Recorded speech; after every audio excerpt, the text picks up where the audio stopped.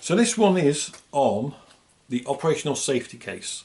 Now, I don't mean PDAR 01, which gives you 30 metre separation and 50 metre separation in flight.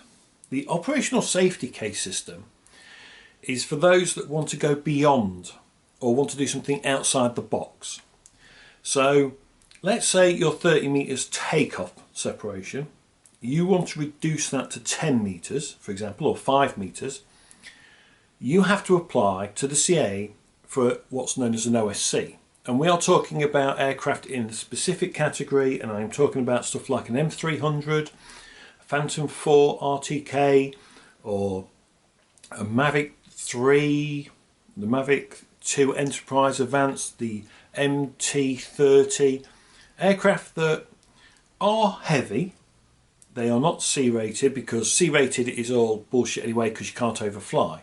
However, this is where the operational safety case comes in, and this allows you to do things outside the norm. If you wanted to do BVLOS, or you want to fly at 800 feet, you would apply to the CA for an operational safety case. If you want to fly BVLOS, you apply for an operational safety case. If you want to fly beyond 500 metres in a specific category, you apply to the CA for the operational safety case. Now, what you need to do this is read CAP 722, because not only will you have to do this volume, so you end up with volume 1, it will end up a little bit thicker than this, because you have to tell them how you're going to do your cordons if you want to reduce your distances, or if you want to fly at 800 feet or 600 feet, you have to tell the CA how you're going to do that safely. And they not only do they want volume 1, you will then do a volume 2 for your ops manual. And volume 2 is about your aircraft, so your aircraft specifications, all its technical stuff, that goes in volume 2.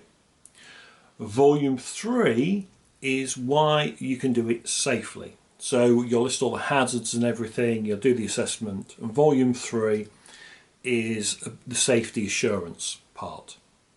So you'll have 3 volumes. And they do take a bit of writing. They're not as horrendous as I thought they were. I've seen some very bloated ones. There are people that will go so far over the top, it's crazy. But for example, I have one, because I have one for my Phantom 4 Pro. It's 10 metres takeoff, 30 metres in flight. Separation from uninvolved people. Now, with my Mavic 2 Pro, it's 10 metres for takeoff and landing, but it's 20 metres in flight.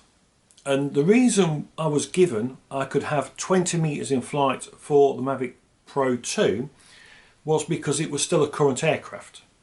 The Phantom 4 Pro is no longer current, so they pushed it back 10 metres, which seemed a bit at the time, but it's what they say, so that's what you go with. You can't argue with CA. They kind of have predefined what they will and won't allow. Getting down to 5 metres can be quite tricky for takeoff and landing, but 10 metres and 20 metres or 30 metres in flight, that's normal. If you want to do EVLOS, which is where you will have a spotter at a certain point and then another spotter, that's not unusual. They would allow that kind of thing with an M300, for example. So you might write your ops manual, so at 750 metres we're going to put a spotter, so we can then do another 500 metres beyond them. And you would tell them how you would do that, how the spotter will communicate with the remote pilot, and how they will communicate emergencies. And that's how it's done. And you can unlock a lot of things. And companies that go the extra mile or have gone the extra mile, they have filled those in. They have done those. There's 111, or there were 111 OSCs out there, all varying kinds. There is BVLOS. If you want to do BVLOS, you will have to do it. There is a cost to it, of course. A basic OSC will typically cost you around £1,800, and a few pennies, a few more. Is it 1,840 or something? It's not far off that. However, the more complicated you make it, the more outside the box you go. It can take longer to get past the CA, and at a certain point they will go, you've had your 16 hours or 8-hour review, we're now going to charge you £124 an hour to look at it, which can get scary. because that bill will rack up, and it can rack up quickly. But that's typically for complicated stuff like BV loss. If you're doing BV loss, don't expect to get it just like that and make it quick. It's going to be a lot of hard work for you. And what's also interesting is, depending who's assessing it at the CA will depend what they want in the manual. I would like to say they're all the same, but it's like everything. Everyone has a slightly different opinion. So, and they have a double check. So they'll have one person that'll do it. They'll give you the feedback. You'll do the feedback, hopefully, and sort it. And when they're happy, they give it to someone else, and then that someone will read it. And if they're not happy, it gets bounced back to you again.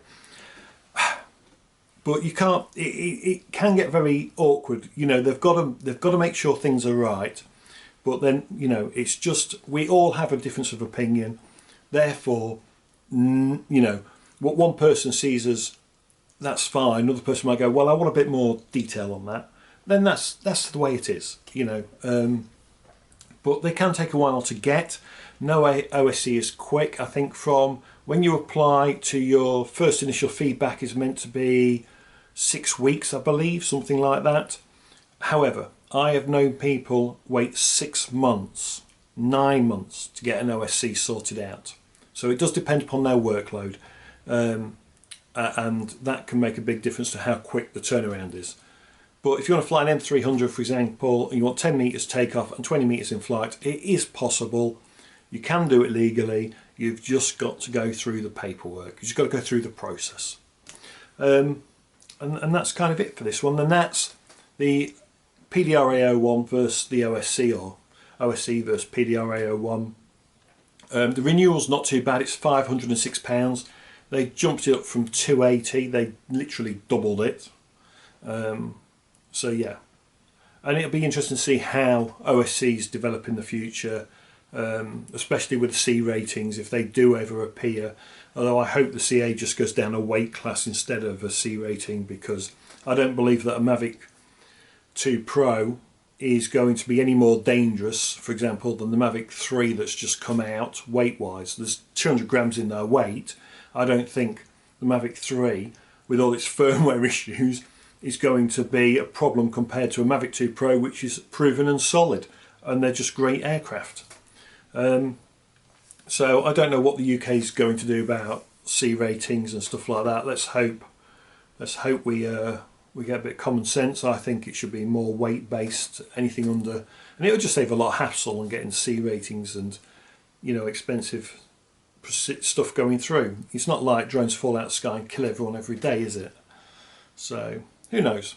Anyway, a bit of a rant in there somewhere, not sure why or where or how. Take care everyone, safe flying, have a good one, bye bye.